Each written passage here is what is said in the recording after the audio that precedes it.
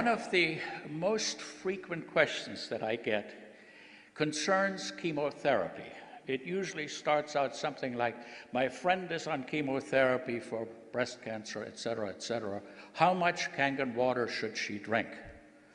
Well, first of all, she could drink all she wants because there's no magic or mystery. Kangen water is good for any human condition because it is the best water you can drink, just parenthetically.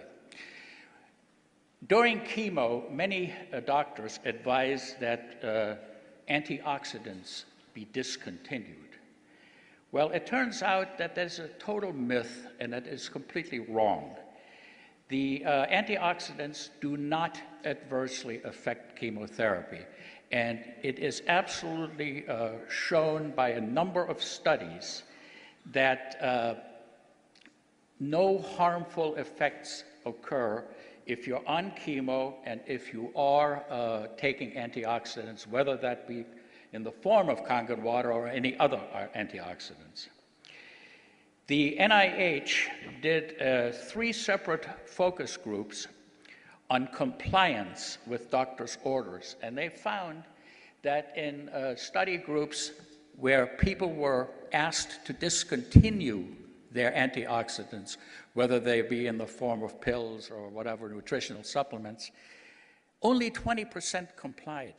So it's a total waste of time to ask them to do it in the first place.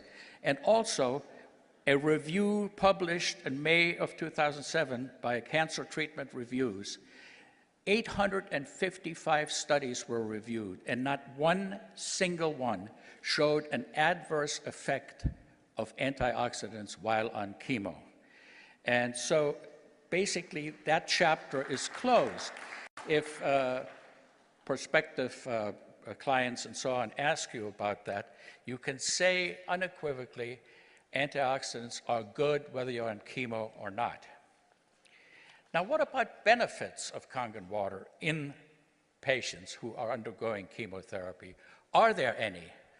Well, let me say that they are actually quite huge, and I do that based on personal experience. Dr. David Carpenter and I have corresponded, and we were friends, and he has the same experience, that the side effects that patients get with chemo, nausea, vomiting, loose bowels, etc., are much lessened in those that faithfully drink their Kangen water. And I think I know the reason why, because when you get dehydrated, all these symptoms get worse. When you get dehydrated, you may become acidotic, and all the symptoms get worse. And you know very well that this water produces an alkaline effect in the body, and that it can actually reverse metabolic acidosis. This has been proven without any doubt in laboratory studies on mammal animals that were rendered profoundly acidotic, and the acidosis was reversed virtually instantly by the administration of Kangen water. So the benefit in chemotherapy of drinking Kangen water is huge.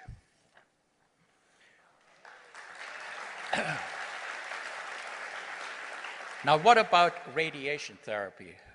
It is being used widely throughout the country for certain types of breast cancer. It's used for other different tumors, and of course, it produces side effects, and the side effects are usually burns. They're worse in fair-skinned people. There's nothing more, heart-wrenching to see. We get some fair-skinned Celtic person, snow-white skin, and the burns are very, very nasty. The ingestion of the Kangen water helps healing, and the topical administration of 11.5 pH water, say you take a towel or something like that, wet it very well, lay it onto the skin for 15 minutes twice a day, especially right after the radiation treatment, and it is an amazing effect that this has on ameliorating these types of symptoms, and I highly recommend it. And by the way, you don't need FDA approval for that. Water has been used to treat burns since antiquity. We know it puts out the fire.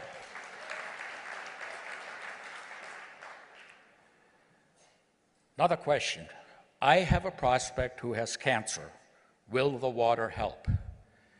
Well, first of all, there is no scientific data that we can quote that the water would cure.